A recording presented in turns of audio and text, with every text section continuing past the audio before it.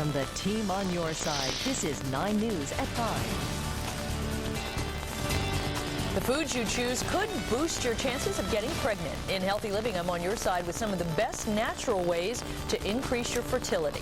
3 weeks after Katrina devastated New Orleans, thousands are making a bittersweet return home. Find out why some are warning the city, though, is not ready for residents. Good evening, I'm David Rose, and tonight for Clyde Gray, we have breaking developments in the murder of a 13-year-old Deerfield Township girl. Just about an hour ago, police identified a neighbor as a person of interest, as they say, in the case. That neighbor is also accused of gunning down 2 store clerks in northern Indiana this morning. 9 News reporter Becky Freemall has much more on these breaking developments. Becky? Carol, Caitlin Cottle was a 7th grader at King's Junior High. She was found shot to death in her home in her bedroom just before 7 o'clock this morning. And now police tell us they are looking for Melvin Keeling, a man who lives nearby. He is a prime suspect in this case. He is still on the loose, and he is considered armed and dangerous. This is the first look at the man police are searching for. 43-year-old Melvin Keeling is the man they believe took little Caitlin Cottle's life early this morning and is now suspected in a double homicide in Jasper, Indiana, only hours later. He should be considered armed and extremely dangerous. You know, now I'm scared, you know, a little bit. There's somebody that got shot a few houses down, and I had 2 little boys, so, you know, a lot of things go through your head. Investigators focused their attention on Keeling's home throughout the day. On top of being a suspect in 3 homicides today, detectives were just getting started on another investigation of Keeling's background. Keeling is wanted also for 2 counts of rape and 24 counts of gross sexual imposition involving a child. Caitlin, our victim this morning, was not a victim in these offenses, but was involved in the investigation. Police say the little girl was friends with Keeling's stepdaughter, but they have no idea what set the man off. Investigators tell us that someone did spot Keeling's car in Lawrenceburg, Indiana around 8 a.m. To be exact, his vehicle is actually a Ford van with Ohio plates, and the number on that Ohio plate, D as in dog, DW18AW. Again, a Ford van with Ohio plates DW18AW. When we asked investigators where they believe he might be going at this point in time, they say they don't know where he's going or where he is at this point. Back to you. Becky Freemall live in Deerfield Township. Thanks. Grief counselors were on hand today at King's Junior High School, where Katie Cottle was a 7th grader. 9 News reporter Shannon Kettler is live there now with reaction from the principal. Shannon? Well, Katie is how she was known to her friends and teachers here at the school. The principal says he knew something was terribly wrong this morning when an elementary principal notified him that Katie's younger brother was being picked up from school because of a family emergency. He is a 2nd grader. Now, once notified, a team of counselors were on hand to explain to teachers and students here during individual classes about what had happened. Katie was described as a sweet and friendly girl who walked the halls with a smile on her face. Her teachers say she was putting forth a strong effort this year. This morning, the principal at King's Junior High School says the students were informed that Katie was murdered. Several students here at the school expressed fear about going back to their neighborhood where the murder took place, so the sheriff department had deputies visibly present at the bus stops. They also had a detective at the school talking to Katie's friends. As you can imagine, this was a difficult day for all involved. It's quite a shock. I spoke to a young man who knew Katie well. In junior high terms, they were dating, and last he saw her was Friday, and everything was going quite well. She was looking forward to having a fun weekend with her friends, and you can imagine the shock on his face when he found out today. He was very upset, along with all the kids. King's Junior High School was made up of 640 students in the 7th and 8th grade. Katie had just started here in August. She was interested in the language arts class and also eventually playing basketball. Now, the principal read to us a poem written by 2 of her classmates. We'll have part of that for you coming up tonight at 6. Carol? What a shame. Shannon Kettler live at Kings Mills. Today, a Claremont County judge handed a child rapist 2 life sentences. Joseph Sora of Milford raped a 7-week-old girl in June. Sora was also sentenced to 8 years in prison on a child endangering charge. He pleaded guilty to all the charges earlier this month. The baby suffered several broken bones in the attack. Cincinnati police tonight say they have arrested a mother who left her 2 small children with a neighbor and then just took off. Police released these pictures of the children. They're just 1 and 3 years old in hopes someone recognizes them. Late this afternoon, investigators found and arrested the mother, 19-year-old Tiffany Hambrick of Avondale. They wouldn't say too much, though, about what happened. Basically, she had to go somewhere. She'd be back in a few minutes or in 10 minutes or something along those lines, and just disappeared. So she's now been charged. And the mother has been charged with child endangering and may be charged with obstruction. Investigators tonight still don't know what sparked an explosion and fire that killed a Clear Creek Township woman. It happened on Sunday night at the TEPCO propane facility on Yankee Road. That's where 9 News reporter Tom McKee is live in Monroe with the latest on the investigation. Tom? Well, Carol, the victim was 52-year-old Colette Meyer, who was known to her friends as Cookie. She'd worked at the plant just a short time. This all began when propane started leaking around 11 o'clock Sunday night, somehow ignited and then turned night into day. There were actually 2 or 3 explosions that sent flames shooting into the air as high as 300 feet. Liquid propane from a 20,000-gallon storage tank fueled the inferno. The company receives propane from net pipelines that crisscross the country, then dries or dehydrates the water that may have gathered during transmission before distributing it to customers. The Ohio State Fire Marshal's Office, ATF, and OSHA are all on the scene conducting investigations. TEPCO's Vice President of Operations had this update for us just a few minutes ago. There are a few small residual fires that continue to burn. They're under control. The fire department is here and keeping water on those fires, and actually it's part of our operation. We want to keep the fire. We'd rather have the fire burning than have the propane released right now. So those fires will probably burn for the better part of a half a day or another day.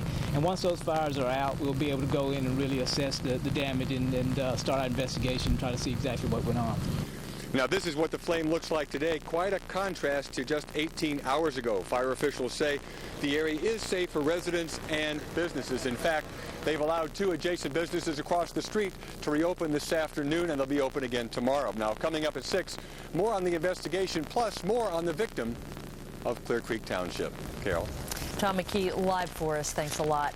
Tonight, the mayor of New Orleans is having second thoughts about welcoming back residents to his storm-ravaged city. One major concern is Tropical Storm Rita, which is headed toward the Gulf of Mexico, carrying the threat of more rain. But as ABC's Eric Hong reports, some eager residents will not be deterred. He is in New Orleans tonight with the latest.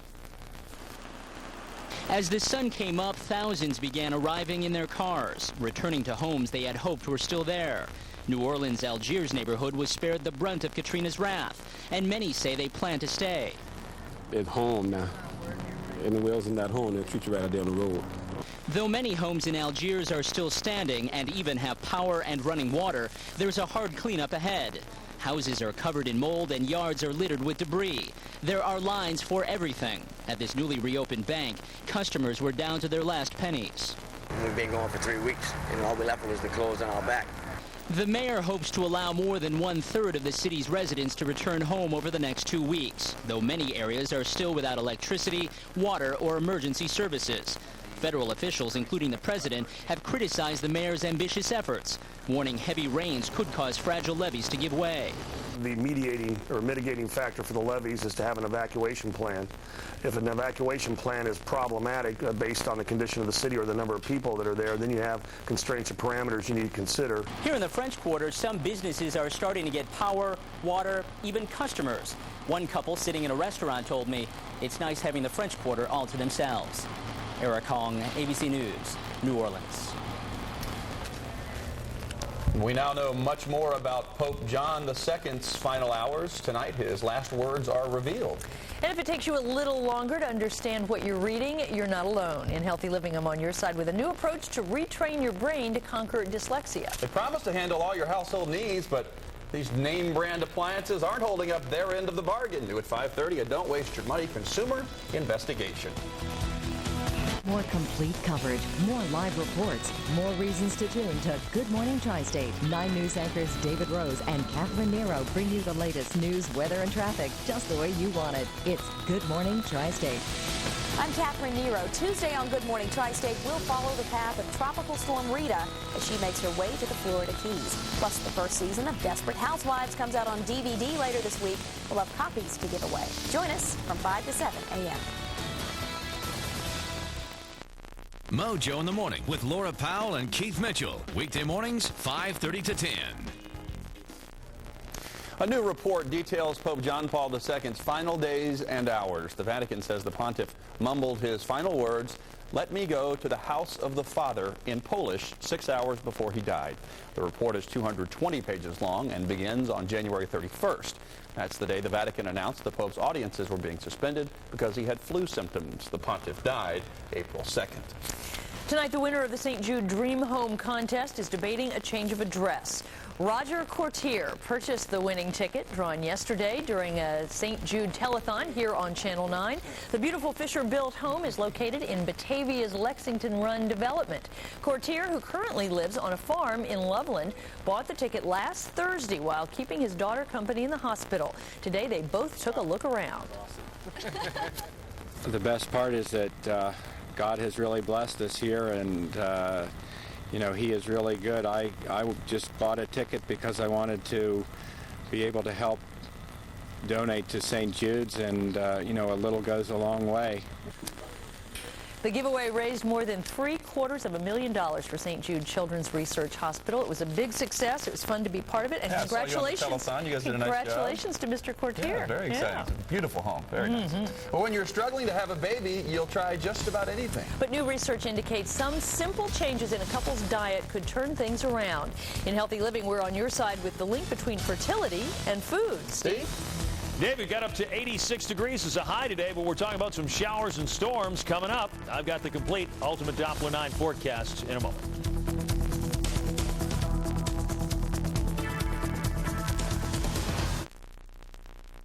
Nine News continues. This is Healthy Living with Carol Williams. Look around your office, and chances are someone you see has dyslexia. 10% of Americans, in fact, both adults and children, have the reading disability. But scientists are working on a way to retrain your brain using phonics. Phonics teaches basic language decoding skills, the sounds letters make and how they work together. Children who have dyslexia, as well as adults who have dyslexia, need maybe more practice than others, but they also need to be taught these basic building blocks very, very carefully. The brains of dyslexics actually have less activity in the language processing areas of their brains. Researchers say the phonics not only helped reading skills, but boosted that brain activity. The foods you choose could boost your chances of getting pregnant. And it's not just the women who have to watch what they eat. Tonight, we will show you which foods and health habits may help you both become parents. Thackeray Turtle was born in the spring. She's a happy mom these days, but author Fern Reese and her husband once struggled with infertility. So she looked for answers on her own and found some surprises. And I found over 500 medical studies that linked fertility to food. The research went into her book. It contains advice for men, too. Both pumpkin seeds and sunflower seeds are really good for male infertility. And for women, leafy greens, veggies, almonds, and walnuts are great. But there are also some foods to avoid. Ginger in large quantity can cause miscarriage. Even milk can have a negative effect on fertility. Another problem, women like Gretchen Dobson who eat right and exercise a lot may not weigh enough to get pregnant. For the last 8 years, we've tried unsuccessfully. The reason may be because she lacks a hormone produced by fat called leptin. Without that hormone, the brain tells the body to stop the menstrual cycle, making it less likely a woman would get pregnant. Now researchers are testing leptin replacement treatments. When leptin rises, the leptin then tells the hypothalamus that there's plenty of fat here, go ahead, you can get pregnant now. Then there's the mind-body connection. If you accept the hypothesis that depression contributes to infertility, if you treat the depression goes away, the person should be more likely to get pregnant. No one diet or method will work for everyone, but knowing there are numerous options may give struggling couples hope. Oh, dear. Fern Reese's book, The Infertility Diet, has had favorable reviews by the American Society for Reproductive Medicine. As for the leptin treatments you heard about, they're still in the study phase and not yet approved by the FDA. David and Steve, beautiful weekend. Wow, it certainly was, and today was no slouch either. It was just fantastic. So clear outside. The sky's so blue. Very nice. Really, just from yesterday, made it doubly good, too. I was out at the ball game, you know. Oh, it was a great game. Good game. So I had the sunshine I forecasted and the score and the outcome, so it worked out. All right, let's do a little forecasting, show you what we have right off the top. Here's the story. David is right. It has been really nice today, but we've got some changes tonight. You'll see that I've got conditions in the way of clouding up as we work toward tonight. As we work in toward the overnight, that's when I think we'll start to see some showers and the possibility of some storms right through the first part of tomorrow morning. Let's go to Ultimate Doppler 9. There is nothing sweeping right at the moment, but that is going to soon change, as I say. We'll have to watch these storms, too. We have the possibility of some severe weather overnight. Outside, pretty nice now, though. It's 85 degrees in Cincinnati. Lower humidity at 39%. Winds on the calm side. Good day to get out and do a little work around the yard. Or, in this gentleman's case, do a little painting downtown in Cincinnati. Yeah, just sit back, enjoy it. Just kind of sculpt out the Lincoln statue there. Isn't that kind of nice? Just enjoy the day. Gentleman looks like he's got a little talent, too, as it turns out, huh? Okay, let's talk about what's going on in the tri-state as we look at Viper 9. You'll see right over my shoulder here a good band of showers and storms right up around Chicago, stretching across central Illinois. That is the cold front that is heading in our direction. Right at the moment, there's been some severe weather with that, so we do have to watch it over the next 6 to 8 hours. I think if we get any, it should be in the overnight period. Let me show you what we're talking about. On the satellite tonight, you really see the clouds kind of swinging through in the last 24 hours. Had a few clouds, and all of a sudden we broke into the sunshine, and here's that mass here that's stretching across central Illinois. That cold front's rather, as we like to say, vigorous. In other words, it's got a little oomph to it because of an area of high pressure behind it. The front's going to swing down close to us tonight and pass over the top of us tomorrow morning, and that's why I think the timing is overnight into tomorrow morning for some showers and storms. Not out of the question to see a kind of a leftover shower through the day tomorrow either until we really start clearing out courtesy of that high as we get into tomorrow night and then into Wednesday and Thursday. But we'll keep an eye on the storms as we go through the evening. Tomorrow, then, we're looking at temperatures that will be in the upper 70s to about 80 degrees in most spots here. Take a look at northern Kentucky. I've got Covington at 80. Hedgewood at 78 degrees for tomorrow. Middletown tomorrow will be at 79. Lebanon at 79. Loveland at 80 degrees, as well as Cheviot. Cincinnati at 80 degrees for tomorrow. Some clouds early on your Tuesday, and then some sun later on. Chance of showers and storms really through the day. As I mentioned, 80 degrees is a high. Okay, how about the extended forecast? Take a look. You'll notice as I go into Wednesday, I'm really clearing it out. Mentioned that high building in. That's going to continue into Thursday, too. Then we really have kind of a change of pace. We go back to summer almost in a way that, well, considering Thursday is going to be our first day of fall. So Friday, Saturday, and Sunday, I've got temperatures back in almost the middle 80s and an afternoon chance of thunderstorms almost every day. So we'll keep an eye on the forecast, certainly in the immediate future, guys. We'll be on top of it. We'll see you at 5:30. Wow, right, Steve, first day of fall. And it'll feel like an Indian summer already. Not all new appliances are created equal. We're on your side with the poor performers, so you don't waste your money. And it's back to the future for NASA. See how the space agency plans to put a man back on the moon and why our next stop may be Mars. Additional breaking developments now on the murder of a King's Junior High School student. Caitlin Caudle's grandmother found her shot to death early this morning at their home on Cosmos in Deerfield Township. Police have identified her neighbor, Melvin Keeling, as the suspect in the case. Investigators say Keeling's stepdaughter was friends with Caudle. Keeling is charged with 2 counts of rape and 24 counts of sexual imposition involving a child. These charges were just filed today and do not involve Caudle. Police say Keeling is also a suspect in a murder of 2 store clerks this morning in Jasper County, Indiana.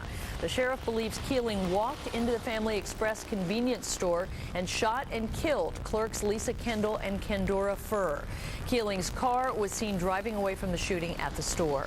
Melvin Keeling may be driving a silver Ford Windstar van, Ohio plate DW18AW. It was last seen in Lawrenceburg, Indiana. If you have any information, call 911 immediately. And we'll have more on this breaking story next at 5:30.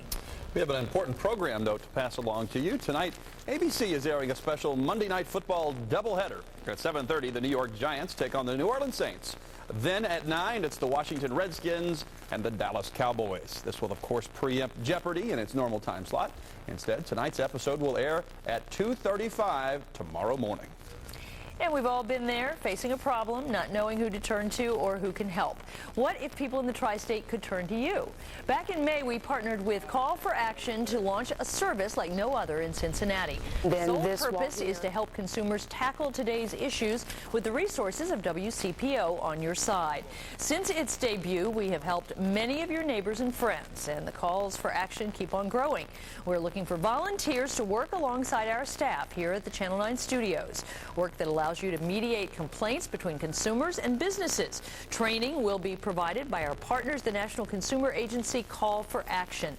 You bring the desire to make a difference. For more information or to sign up, log onto our website at WCPO.com, keyword call 9 or call 1-800-647-1756. And tonight on 9 News at 6, new details in the tri-state link to a terrorist suspect. A Northern Kentucky school is evacuated and the students are sent home after they smelled a strong odor inside the building. I'm Deborah Haas. I'll have that story coming up. The threat of another tropical storm is raising oil prices again. We're on your side tonight with the latest on the storm and a live report from Florida. Plus, gas prices are down in the tri-state for now. We'll tell you where you can fill your tank and cause the least damage to your wallet so you don't waste your money. And Bengals fans are getting even more excited about this season following yesterday's blowout.